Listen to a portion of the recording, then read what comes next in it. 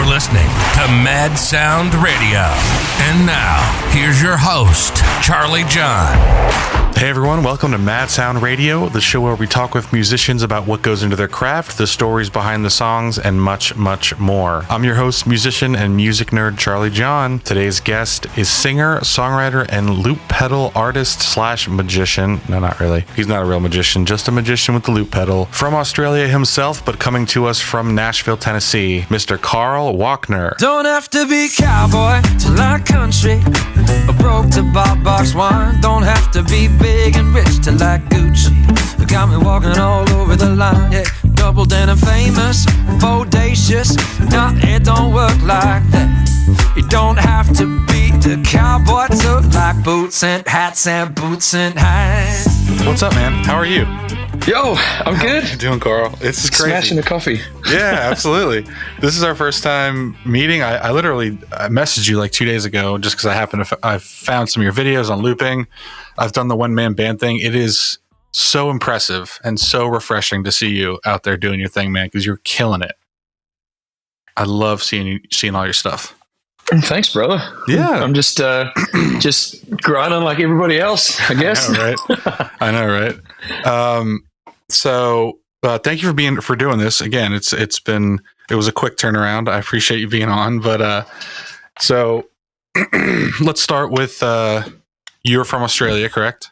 Yeah, that's right. And born and raised, and live in Nashville. Is that right? That's right. Yeah, all right. Travel a lot, but yeah, Nashville's kind of home.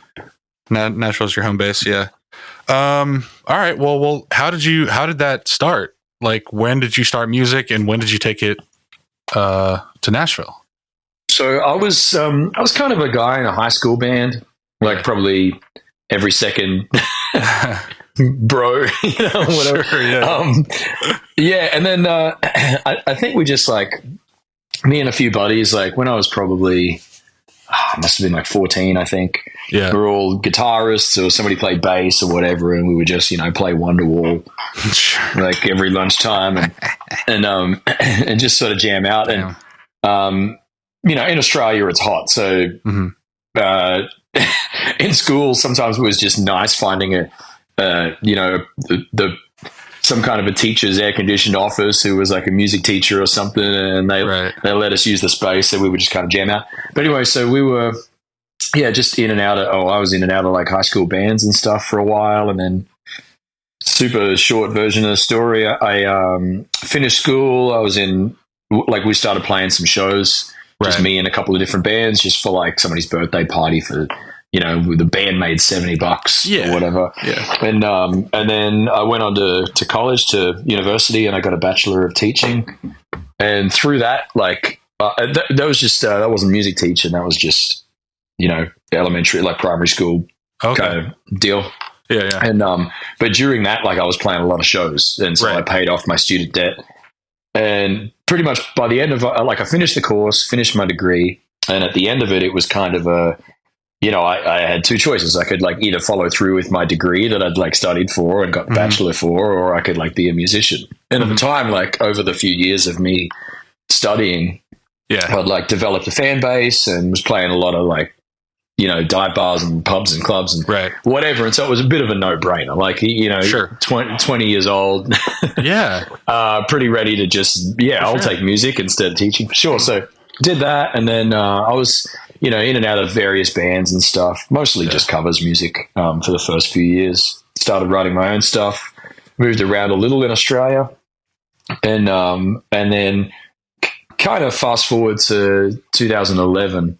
I was playing a music festival, I was doing some cool things in Australia with my music, but it was a music festival, and I met a now a good friend of mine, Mike Flanders. He's a producer. He was based in Nashville. He was from Australia, and he kind of invited me to come over to Nashville and do some songwriting and see what the scene was like. So I came over in 2011, and then went back in 2012, recorded my first full length album. Right. And then a few years after that, we just moved to Nashville. So I moved a few years after that, my wife, I had two kids, and we just kind of up and left.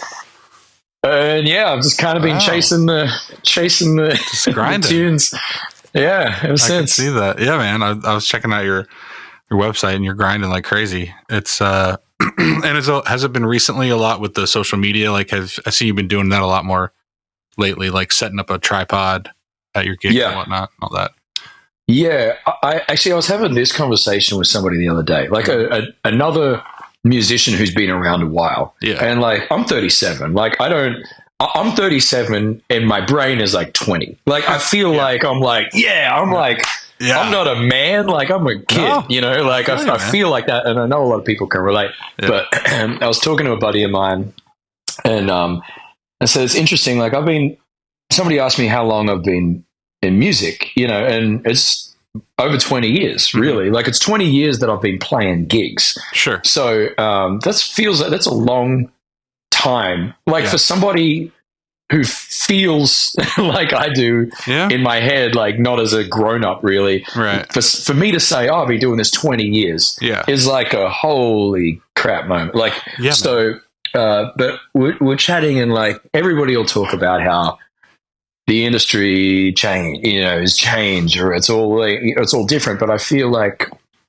I, along with my buddy, we're in a unique perspective of like we were in the before and the now still. Yeah. Like musicians, like generations before us, kind of are clunky with social media in general, you know, and they've established fan bases, and it's like, oh, I guess I'll post. Yeah. You know, because that's what you're supposed to do. Yeah. And then generations after us, you know, newer generations, it's all social media. Like they've never had to deal with not social media. Right. So through my career, I've been a musician before any social media was around. Yeah. And then I remember like creating a band account for a MySpace page. Yeah. And then it all kind of moved on through Facebook and Instagram and Twitter and TikTok and YouTube and all that. And for the longest time, you know, I was torn in between like the real musicians who, oh, this is just a fad. Like, oh yeah, you should have these pages, but like,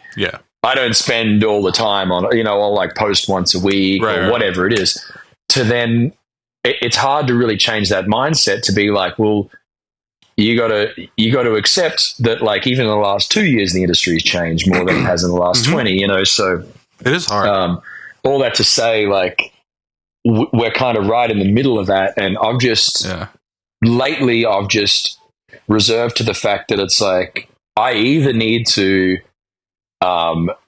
step up and really move and still be a musician of the current market, current climate, or, you know, I throw myself back into the category of the people that were doing it before social media and they're just humoring the idea. So I've been posting like every day. Yeah. I kind of like it, what you're doing with it, because again, I'm in the same boat. Like I'm an original artist and I also gig out a lot.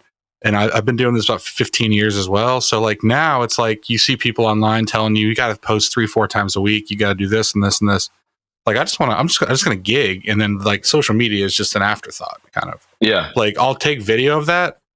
And then if I find something good on that, I'll post it. You know what I mean? But I'm not going to. But it's the opposite. People like it's literally the opposite now. Yeah. Like people will post and then if they have time or if they get an opportunity, they'll do a gig. Like it's the total backwards way of how like it's messed up, man. It's because when I started, I was like 10,000 hours, right? You got to do your 10,000 hours, get that in, and then you'll be what you want to be. And again, I'm a little bit younger than you, so social media wasn't it wasn't what it is today. It wasn't what it was like a year ago. But it is now like everyone's playing the TikTok game, the lottery. You know, it's like a lottery kind of thing. Yeah, where any video that you post can be, you know, you've had million view videos before. I've saw them, right? I mean, a couple, handful. Yeah, you know what I mean. But yeah, anyway, it's just back to the live show is what's really interesting. It's really fun. Like just that grind is really fun, and watching you perfect it before you put anything out there on social media. You know what I mean? Like you put the work in. You know what I'm saying? Yeah. So I think people like it catches up to people, or it will. Like, and don't get me wrong, there's exceptions. You know, there's there's people out there that like, you know. every musician's guilty of it, or being envious of somebody who's got success, when, especially if you don't agree with their level of talent, which is subjective. Absolutely. Like it's really ridiculous, because like there's people out there who can't play guitar to save their life, but like they're a guitarist selling millions of tickets per year, like, and it's like, here we are. And then there's everybody's got that buddy who's a virtuoso, like just stupid shredder, and who's one of the most talented people around, but it's like, but they can't get a gig to save their life. Like everybody's been through that, but like I feel like ultimately something that nobody can ever take away from you is if you get the chance to get on a stage, if you've put in your 10,000 hours, it translates.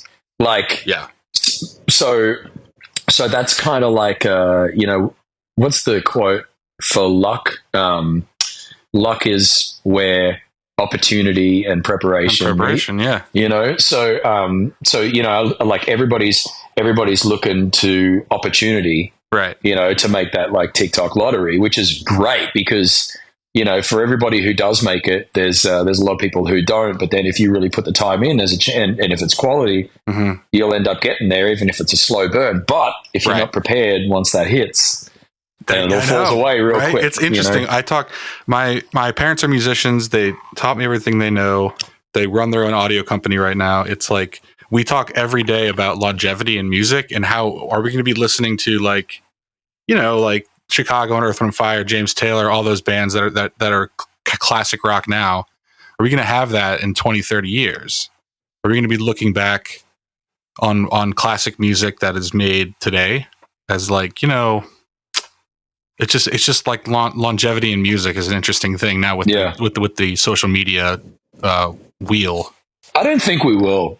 I've had that, like, I think we've all had that conversation. It's interesting because you can't really answer it. Like nobody will know. Yeah. But like, I think the classic music that currently exists, like you're talking about Earth, Wind & Fire, James Taylor, like all of those, with a couple of modern exceptions, like I think you could throw in, like Ed Sheeran and that sort of stuff with like a few, like, I don't know if it'd be like many of his songs from here on out, but like for an example, like Thinking Out Loud or like, that sort of, there's some modern classics, but I really think, if you go back on the last 2 years, or sorry, if you go back to 5 years ago, like that's any 10-year-old still knows that music, right? Sure. Yeah. If you go back 5 years ago and you go, okay, what were the number one songs 5 years ago?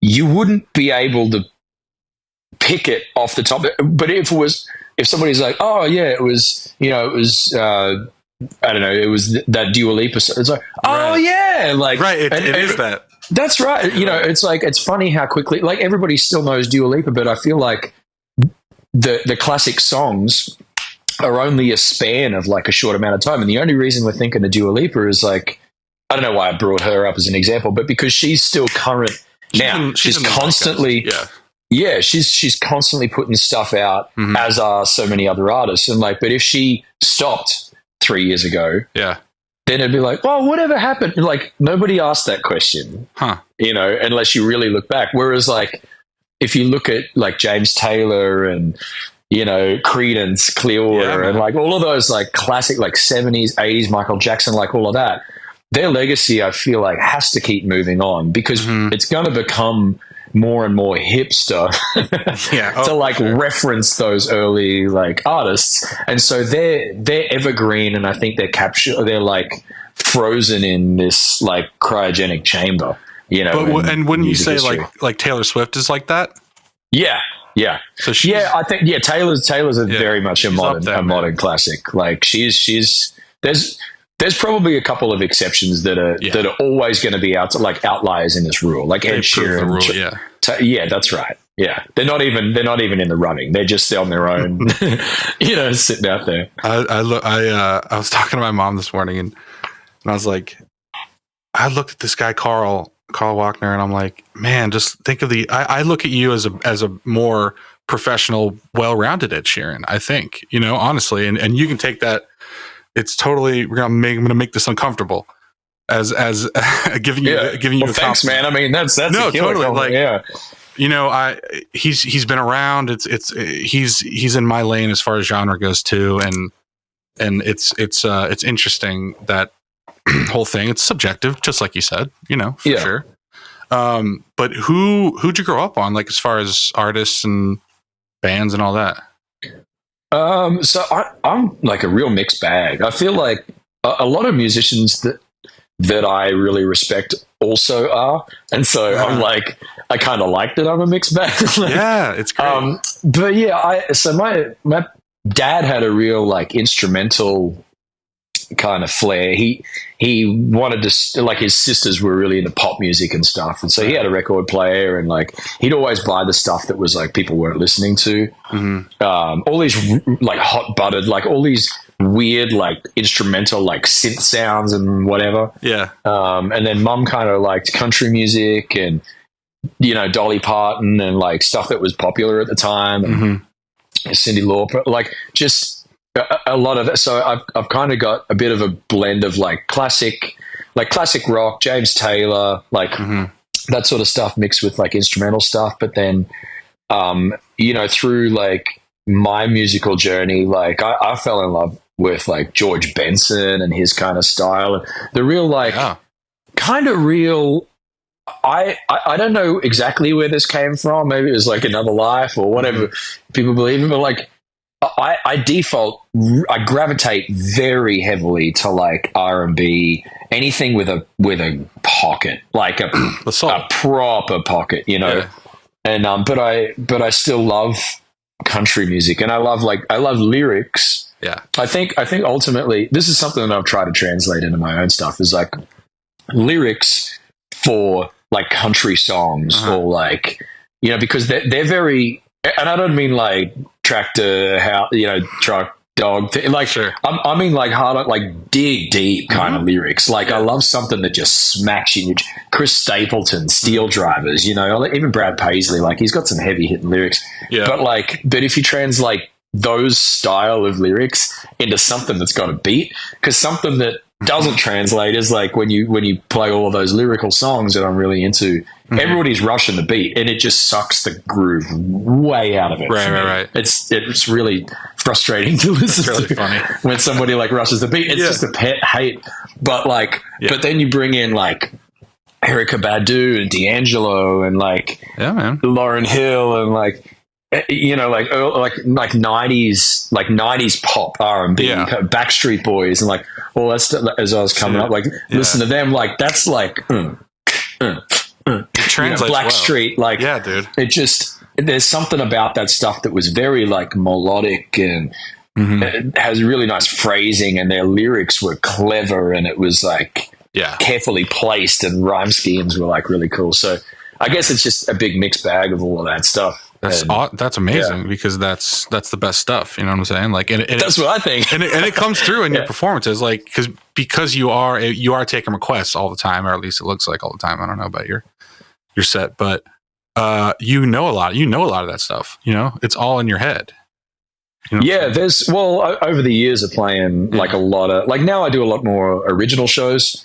Okay. But that one, cool. the request that you're talking about, I've kind of boiled down. Like, I've been living in Nashville like 8 years now, and I've kind of boiled down. Like, I won't bang on about, but I had a pretty bad situation when we first moved to Nashville. I paid a guy over a 6-month span before we moved to like book me shows and do all that sort of stuff, and it wasn't malicious. It was, it wasn't like intended like this. But what ended up happening was, he did a lot of work trying to hook up show, so he spent time on the phone and emails and stuff. Right. But unfortunately in the end, it never translated to gigs.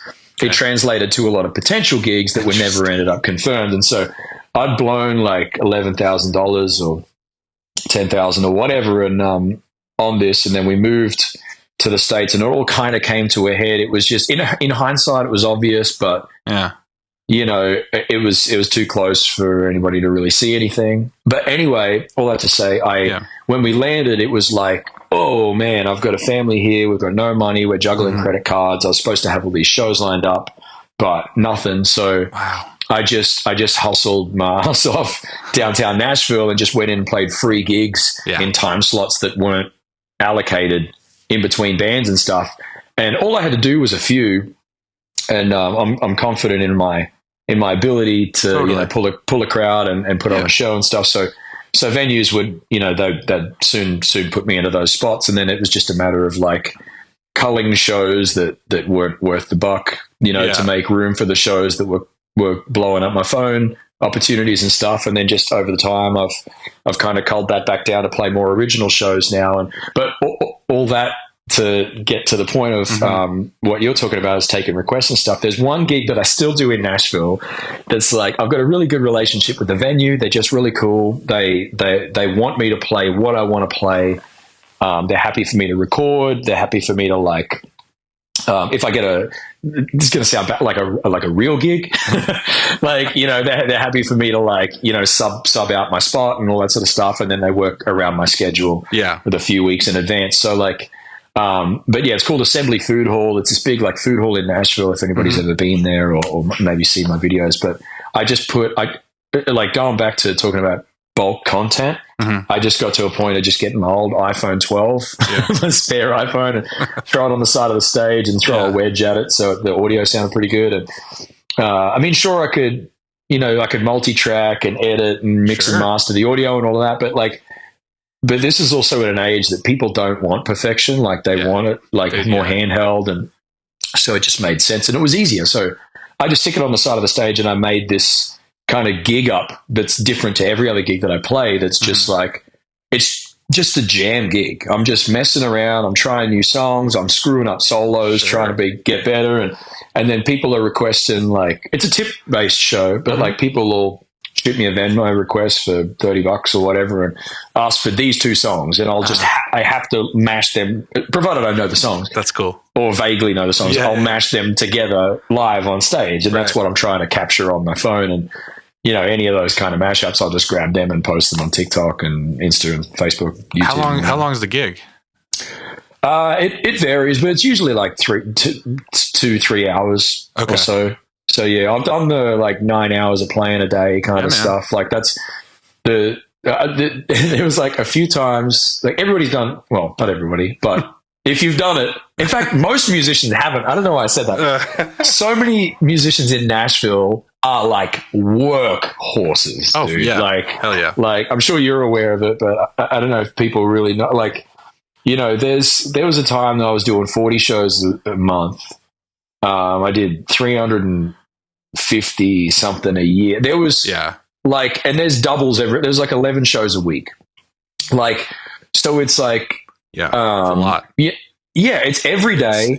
And then some day, like on the weekends, you'll play 2 gigs on Friday, 2 gigs on Saturday. Yeah. But it's not just a short, it's like a 4-hour set. Sure. Yeah. Man. And then I don't mean 4 sets over 4 hours. Like it's, right. No, totally. It's you start and then you stop playing 4 hours later. Yeah. And then you might have to run straight across the street. Or like you have an hour to get to another gig and then you do the same thing again. And then the next day you do it again. It's like, Do you think that is getting, as far as like the amount of venues that have music, is that getting, are there more venues having music in Nashville? Because there's more people moving to Nashville. So all that work it just can't be sustainable if everyone's like that, you know what I mean? Moving to Nashville. Yeah. So what I think,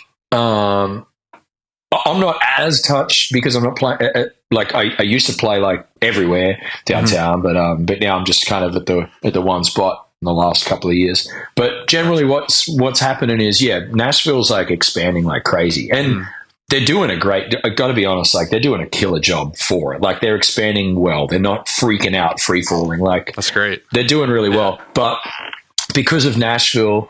And because how kind of pop country is getting now, like how popular the genre of country is getting, and how it's like it's popular to like wear boots now, like in Atlanta, like just so people are in the country, and it's kind of a theme, and I feel like everybody's running with it. But Nashville's blown up. Every venue has an extra stage or an extra 2 stages on top of what they're. So there's not enough, and never will be. Enough good musicians to stages available to play on in Nashville, just because of the inflation of the whole thing. So like Nashville's historically has always been like, oh, you go to Nashville and you'll see and that's still the case. You will see the best musicians around, or at the very least, the world caliber, right? Yeah. But you'll also see really crappy artists in bars that are just doing it because everybody else is doing it. Yeah. And then they've got to like, you'll soon find, like, I always tell people, like, you'll find the best venues based on the music. So if you're walking past and you're open, you keep your ears open for like something that sounds good. Yeah. If it's a venue and they've got good music, that venue is good.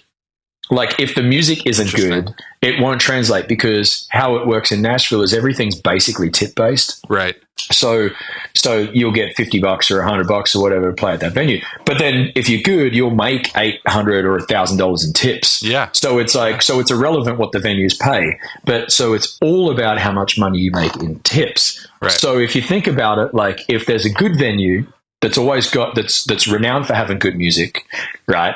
There's going to be more people there, and the shifts are going to be better. The audio is going to be better. They're going to treat their musicians better. Yeah. And so the better artists are going to be more accessibly able to play at that venue. Whereas, and then the staff are better, because like, it's bumping, everything's going on. Like, everything about it is great. Yeah. But like, if the music's bad, it usually means either the musicians and the staff or whatever are treated like crap. So none of the good players will play there. So the venue only has access to average players or people from out of town trying to get gigs, and it's really inconsistent.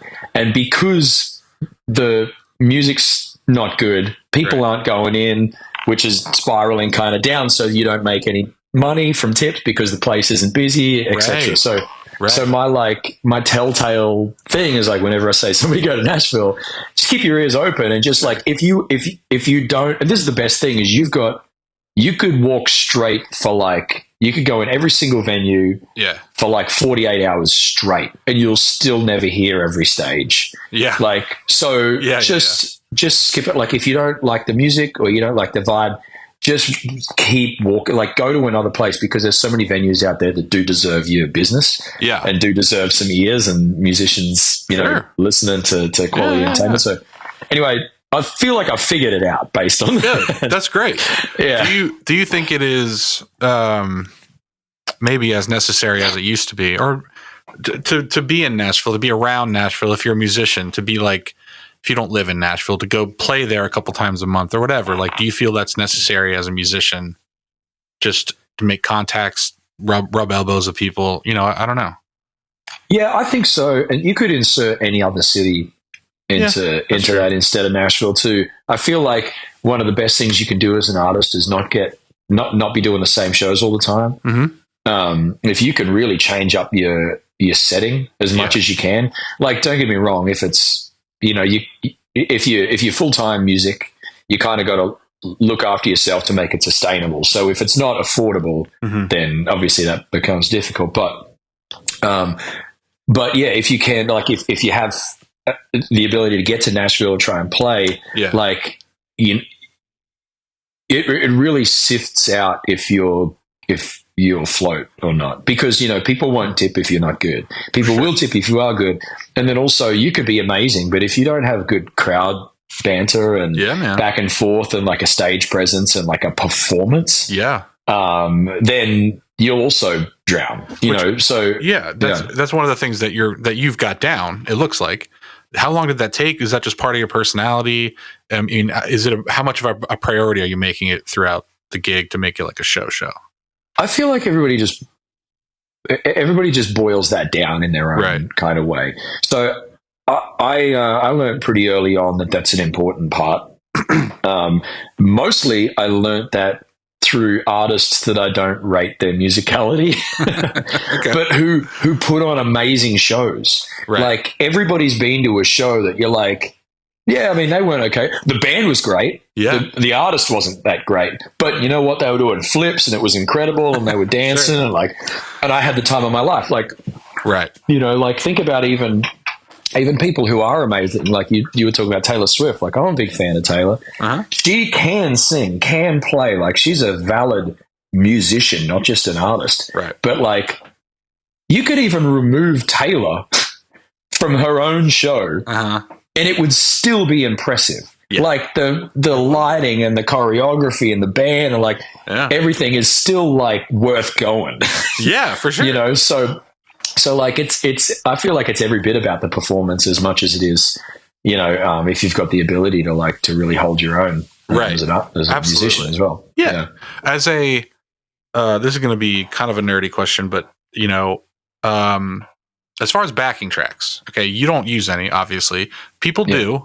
More and more people are, I think, nowadays. That's something I've thought about. I'm really against it, though. I don't know why. Maybe it's just because it has to be natural. It just has to be in the moment. Again, it's a show, right? Yeah.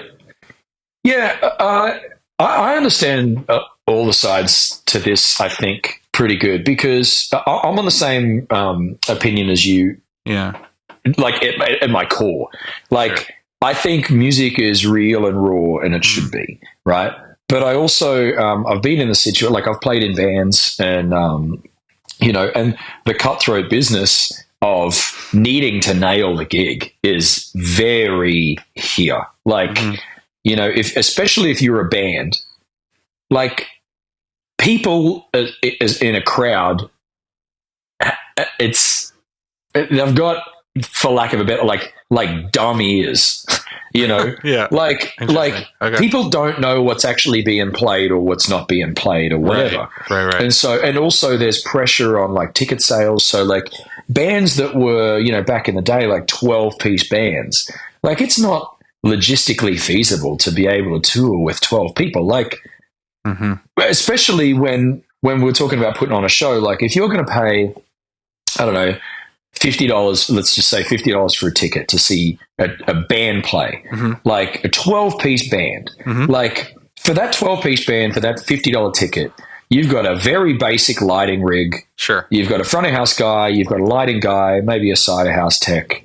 That's it. Right. You know, or for the same price, you could have a trio with tracks, pyrotechnics. Sure. Like you could have like, if you think about the crew that you could really and it's like, what are you getting from that 12-piece? Well, there's one person who's playing pedal steel in 3 songs, violin in 2, and a flute in 1, or whatever. And it's like, and you're paying in the same amount. And I'm not saying you shouldn't pay that person. I'm just saying there's obviously pressure on, you know, on the bottom line and being able to actually sustain a living and whatever. And so a lot of those like minority instruments, you see where I'm going with this. Like, you know, they're the first things that kind of get pulled out. But as soon as you go down the route of tracks, it has to be perfection. Yes, it does. So whenever you go and see a show at a festival or whatever, I love it when the music director has made like a live version of the song instead of just playing it exactly like the album or the studio version. Yeah, it's really cool. But you really are locked into like, okay, the guitarist has got a 4-bar solo here, and then there's a quick turnaround, and because if you screw up and if you screw up the lyrics, you can't just come in. It's so everybody's shooting for perfection. And that's actually one of the so I agree that like that's a necessity for a lot of people, and I think it's my only opinion on that is while it's a necessity and it's an extremely valuable tool, and I think it suits 99% of bands. I think you've also got to make sure that whoever is on the stage is performing as if there was not tracks there. Absolutely. Like, I think that makes a big difference. But then that's also opened up that, like, talking about tracks and like back, you know, all of that sort of thing. Like, that's one of the reasons that I loop is I've kind of seen, I try to figure out what people's heads are, right? Yeah, I love like, it. You read people. So like as a crowd. So I was at Tortuga Music Festival. It's a big country music festival down here. I'm in Florida right now, actually. It's down in Fort Lauderdale, I think, or whatever. Okay. Anyway, I was down there listening to like some killer country acts, and I was like, man, like and I'm, you know, every time I look at somebody play who's amazing, I'm like, how would I do this Absolutely. gig, right? I can't, like every musician I'm sure thinks that. Sure. I do anyway. So like, how would I do this gig? Yeah. And I'm like, I can never compete with that. Like, I could never, ever compete with the band who's able to just start playing, stop playing, that instrument comes in, that instrument comes. Like, I have to loop stuff. There's a procedure for, like, looping. Yeah. But, so I can never be perfect like they are, so to speak, right? But it's like, but what can I do? Like, but I shouldn't be trying to compete with them. That's the thing. Yeah, it's like, a different category. It's not a competition. It's totally separate. So, but what is my game? Like, if that's modern times, the band's game is perfection, is nailing the song. You go to rehearsals for 3 months before you go out to tour, and everybody's got everything down, and it's charted, and it's automated, and whatever. Like, the thing that I have that nobody else can touch, or no other act can touch, is spontaneity. Spontaneity on stage. So I can throw, like, if people are shouting stuff out, like it's Stephanie's birthday, I'm like, I'll mash Stephanie's birthday in the middle of this song. I'll change the beat to be an entirely different beat to what I played, because somebody's like got a sign that says R&B is the best. I'm like, you know, I'll be able to do all of that stuff.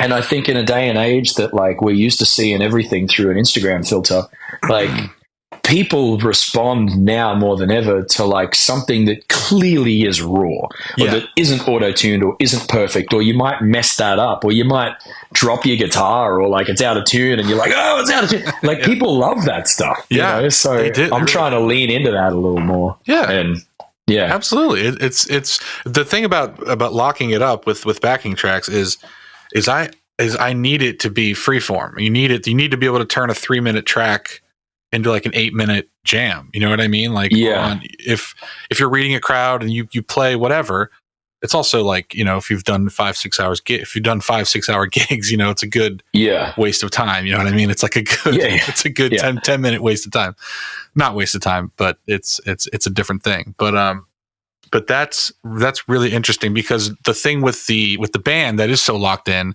you're offering the opposite of that. You know what I mean? Yeah. So why wouldn't you be on the same, like, you would be with them? Were you playing at that country festival? No, I was just there. I actually played a show, like a party around it, you know, a private party around it, but I was just invited to go. So what's your, again, we were talking about R&B and all that stuff. So if people want that, you're good to go, and mix it with pop and all that stuff. But is country in there too? Like, as far as how much is it in there? I think it's crept its way in a nice way. Like, for the longest time, I, like, when I was going through my, like, Dave Matthews phase and Amy Winehouse and, you know, George Benson and Lauryn Hill or whatever, I'm like, you know, if I played a song that even 1% sounded country, they're like, it sounds pretty country. I'm like, it's not country. Like, I was defensive. But I've boiled it down to be like, who cares? You're not saying it as an insult. Like, you're just acknowledging that there's elements in there. And man, every genre of music has amazing components to it. And I do actually really love country. And the thing that I've always loved about it is, like, its honest lyrics and just some cool, quirky, like country is one of those things, like R&B music is love. It's love music. It's love grooves, and it's like heartbreak, or it's love, or it's like, baby, I just, you know, it's all of that. Whereas country is like, I don't know, like rock is like, I'm going crazy, or I'm going, like, you know, screw you, you broke my heart, or whatever. You know, country is like, let's get drunk, or let's go find an island somewhere, or dude, you know, my bottle fell off the thing, or let's have a good time. Like, the whole vibe of it, is fun. Is like, you know, it's like, it's about camaraderie and let's all get together and have a good time. Like, love it. There's something about that, like, that mentality of it that I'm really drawn to, and that combined with, like, honest lyrics and stuff, I feel like, you know, I could take, don't get me wrong, I've got some songs. There's a song called End of Me. That's my most, like, groove kind of looped, like, sexy R&B kind of song. Right. You know, but something about country, like it's such a wide genre that you could throw a few songs. I just feel like it's nice to have a few different genres through the set. Oh yeah. And yeah, country's ever evolving, and I'm in love with it. People want that. People want that Chris Stapleton. They want that Luke Combs stuff, man. That's happening now. It's good stuff, and it can show off some vocals and whatever. Totally, it's cool. Yeah, it's cool, and it's cool if the people to mix it in with like an R&B track with like a No Diggity or whatever. Like I love. Yeah, it's like just opposite worlds. It's really cool. People vibe on it. Lil Nas. Lil Nas X. Yeah, man. That's crazy. I wanted to get into your, and the listeners might tune out here, but who cares? I want to talk about your rundown because I asked you about it a little bit, and you were like, "Oh, there's videos on your page and all that." Watched it. How do you get the stereo out? Because everything's wireless, right? Pretty much. My instruments to my pedals are wireless, and vocal, right? Yeah, vocal. So my vocal, my guitar, and then my in-ear monitors are all wireless. Can I ask? But then it's wired between my pedal and my rack on the floor. Okay, so so there's no wires hanging down from your voice to. Yeah, not like I'm detached from everything, but everything else is attached to each other. Yeah, that's beautiful. That's clean. It's awesome. I love it. Yeah. Can I ask why you don't have a second mic for looping? Is that just a choice? So I technically do. Okay. So I've got one mic, but I've got an A and B XLR switcher. Oh, wow. So yeah, it just runs into. I mean, I know you know what that is, but for if anybody's curious, like it's one mic. It's actually a wireless mic, which goes back to my rack, and then there's a cable that comes from my rack that goes to an AB mic switch pedal. Right. So all that does is go when I click on it, it's sending. It basically splits the signal into two, and you choose which path it's going to be on. So A is my regular main vocal mic channel. So it just goes through my vocal chain into my console. Okay. And I mix it as if I had that microphone. Yeah. And then when I click on it again, it goes to the B channel, which goes into my loop station.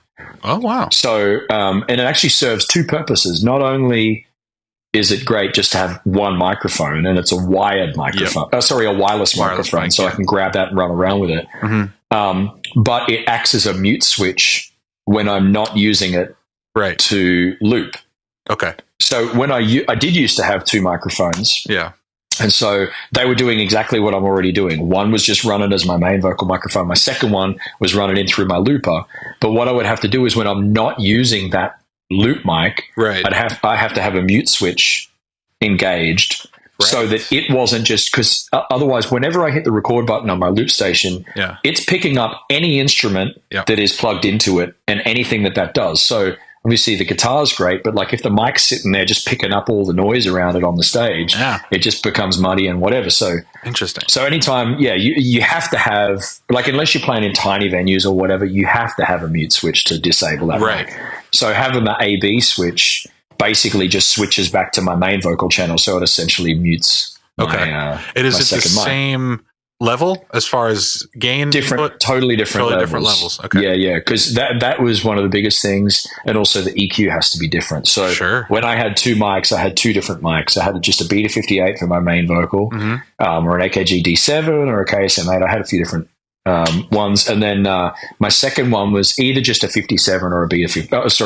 Standard SM57 or SM58. Right. Because you wanted the closest proximity effect, so you could like get your mouth like right on it, and as soon as you move away a little bit, it's not picking up much. Yeah. And what I would do is run that when I ran that into my loop station. Yeah. I'd do a high pass, like I'd take out a lot of the real super low end. Okay. And I'd take out a little bit of like 2K, right, to kind of leave room. So whenever I looped anything with my vocal mic, it was kind of I call it audio trenching, but it's like taking out a frequency that's the main frequency that your vocal, your normal like full range vocal is going to hit. So instead of like bringing the volume down, you're just scooping out a little space for it to cut through real nice, so everything's like full. But so I'd take out a little bit of 2K, and then I'd excite the top end a little bit. Wow. Okay. On that loop microphone. But on my vocal microphone, it'd just be mixed purely to suit like my voice. And so you have like compression and reverb on that, on the main, all that stuff. Yeah, it just got regular dynamics and cool. Basic EQ and stuff. So, Never would have thought of that A/B switch. That's it's great. And cool. It mostly came about. The only reason it took me so long to do it, to be honest, was I needed a loop station that I could EQ my microphone on the way in, because when I was using an RC300, which was one of the earlier Boss loopers, which is still, if anybody's listening and wants to start or wants to check out, that's still an extremely relevant pedal on the market. Yeah. So anyway, but yeah, there's no way for me to EQ that mic input. Oh, okay. Right. Unless I did it in a pedal somewhere before I plugged the mic into the looper. So you kind of get muddiness, and it wasn't as clear as it could be.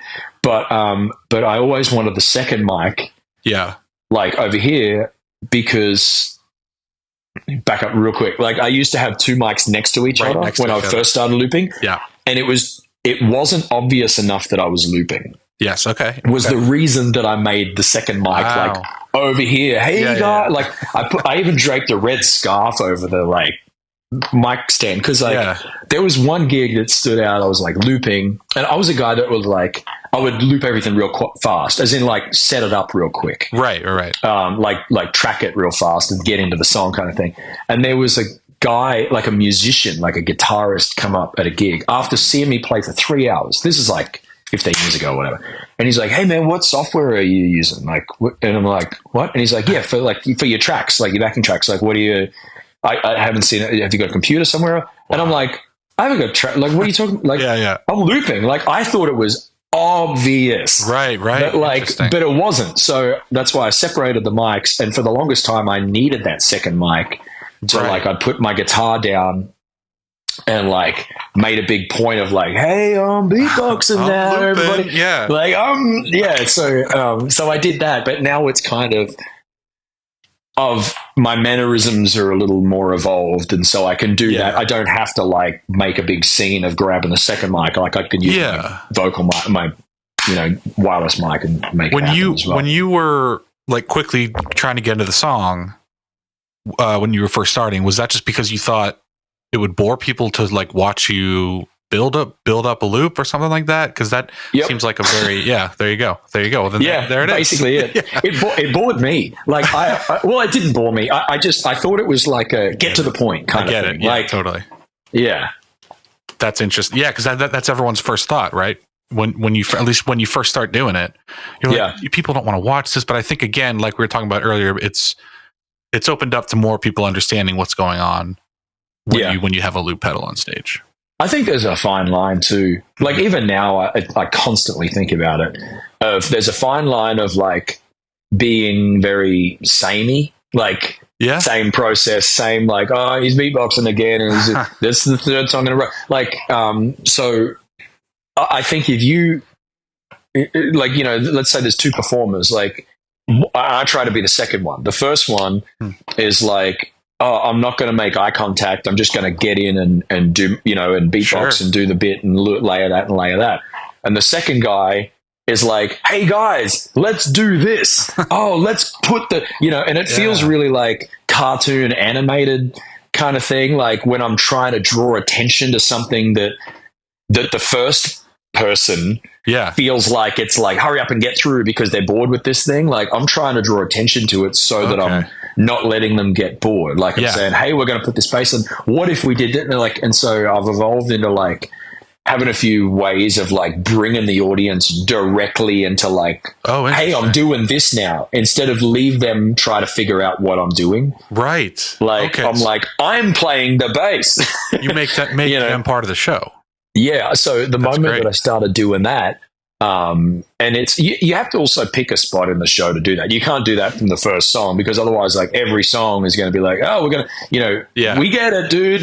Like you loop, totally. So I think if you kind of do it halfway through the show, and let them kind of wonder and figure out if they know what's going on early on, and then you tell them the answer. And then the second half of it is like them going, oh, I can see it now. I feel like it's a nice way of like incorporating it. Yeah. That's building it's building a show. You know what I mean? It's like that's really cool. All right. Well, we are almost about done. I do want to ask you, who are you listening to right now for inspiration? Are you a music guy? Like, do you just like find new artists a lot, or do you have the same kind of thing? Or no, I always like trying to find new artists. I mean, I try to listen to a lot. Yeah. To be honest, I listen to a lot of podcasts. Me too, man. Which is nice.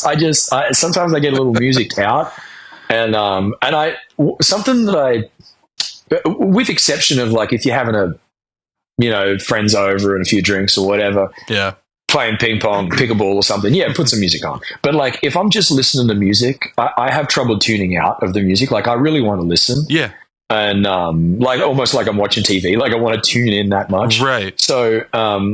So if I'm not going to commit to like listening, then I'll listen to a podcast because I can follow a conversation easier. Sure. But just because of the way my mind works, I guess, like production wise, like I'm trying to hone in of like, oh, that snare sound is really cool and whatever. Totally. So anyway, when I do listen to music, it's deliberate. It's not just let's put I'm driving somewhere, there's music on. So I'm pretty into like I love, really, really good buddy of mine, killer artist, songwriter, Drake White. I don't know if you're familiar with him. He wrote a lot of Zach Brown songs. Okay. And then, like, I like listening to indie artists that could easily make it on the pop circuit, like their production's baller or whatever, that they're not, like, trying to record in a backyard studio. John Bellion, love John Bellion. It's phenomenal. That dude is just, to me, he's got it all. Like, he can sing, can play, like a genius keys player, great songwriter, really got the beats down, and I love what he's doing. Like he's bringing in friends who are artists who aren't known, and he's just really making them part of his scene, which is cool. Have you heard of Lawrence?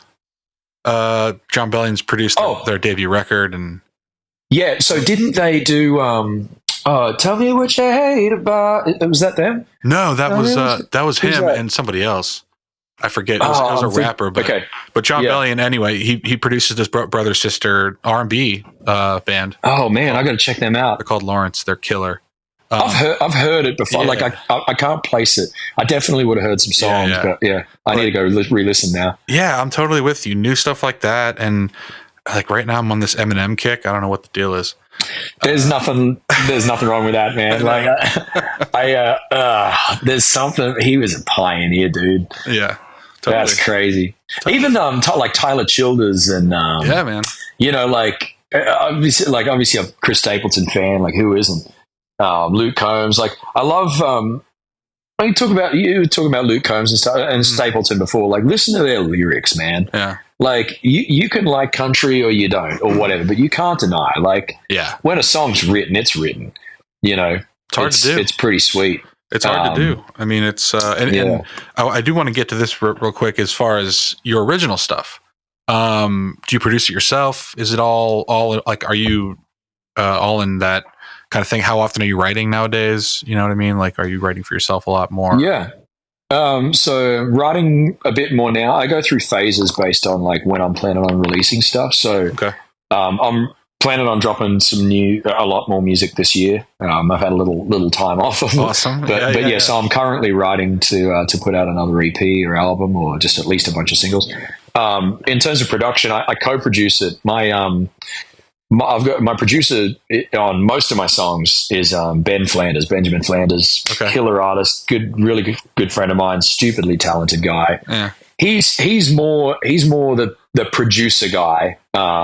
Like he's more the beats. He takes care of the beats and kind of makes it accessible and mixes it. And he's got a fantastic ear. And then I'm kind of if there was two producers, he's more the solidified dude, and then I'm the guy that's like, what if we did this? And so he just ends up like taming like crazy. But we've got a really good relationship that it boils down into just this beautiful soup, and it's cool because it's a more accessible version of my crazy, and then it's also takes Ben to a place that he wouldn't have tried if it wasn't. Oh, interesting. For me, so we've made some pretty cool strides in some production choices on my songs. Are you thinking about looping when you're writing that stuff? A little. Only. I actually find it helpful to write with some kind of constraints.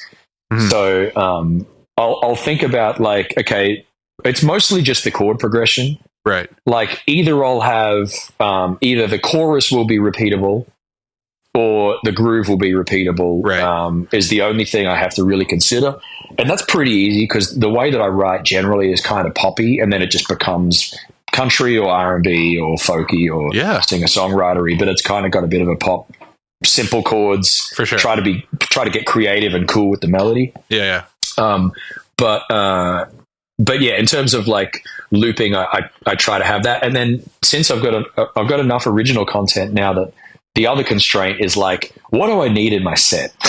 Yeah. It's like a really nice way of writing. I strongly recommend anybody that if they get stuck.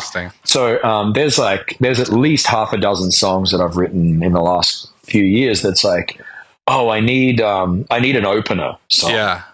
And so I got a song called Stereo, and that's like, it starts, weirdly enough, the live part of the opener is something that isn't actually on the album, like on the recording of it, but it starts with just me going, and then I do a harmony, and it just kind of gets the crowd kind of doing this, and you know, and so that's like how I open, and then there's like a finisher song that I wrote. There's a song that I wanted to like dig in and do like a, Fancy Like by Walker Hayes. Yeah, I saw that. Love Walker Hayes. Love his writing, man. Like that dude's so good. I love him to bits. How he's bringing his family everywhere. But anyway, like the Fancy Like alphabet, like cool beat, real kind of dig in country. So I wrote a song called Boots and Hats and Boots and Hats, and it's just like, it's kind of about beatbox and like, that's cool. You don't have to be a cowboy to like country. Yeah. So I had that deliberately for like, this is this empowering moment. Like I like to try and create little like, hey guys, we're all here to get, and everybody's like, try to make like little moments like that in the set. Yeah, man. So that's how I'm trying to write these days. That's great. Well, we're about out of time here. This episode will probably be out in a couple months, maybe March. Nice. Is there anything you want to promote for yourself besides, website, all that stuff? I wish I could tell you. It would have happened at the time that this comes out. All right. But it's just big. Go check out my channels. I guess is all I can say. Man, it's a big, big deal, actually. Yeah. And I can't tell you anything about it. I'm so sorry. Cool. No, I love it. Go check out. You're posting every day, you said, right? Or posting every day. I'm doing either a loop video or a tech something or just something music related. Cool. So awesome, man. Thank you again for doing this kind of last minute. It kind of worked out. It was crazy, but I just found out who you were 2 days ago, and I was like, this dude has to be timing's great, man. I love timing's fantastic. Well, thanks for having me, bro. Thanks so much, Carl. Don't have to be cowboy to like country or broke to buy box wine. Don't have to be big and rich to like Gucci. Got me walking all over the line. Hit double, then I'm famous, bodacious. Now it don't work like that. You don't have to be a cowboy to like boots and hats and boots. Don't have to be a cowboy to like country or broke to buy box wine. Don't have to be big and rich to like Gucci. Got me walking all over the line. Hey, double, then I'm famous, bodacious. No, it don't work like that. You don't have to be a cowboy to like boots and hats and boots and hats. Yeah. Don't have to be boots and hats and boots and hats. Get a little left foot, get a little right foot.